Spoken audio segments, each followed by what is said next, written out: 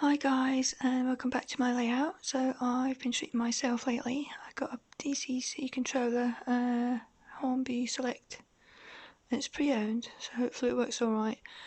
And I got a class 47 diesel with TTS sound, and I bought a brand new fine Scotsman with TTS sound as well. So I can't wait to get them on the track and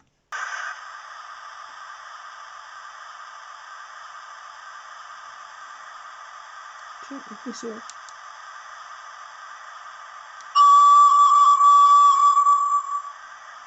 And the second whistle.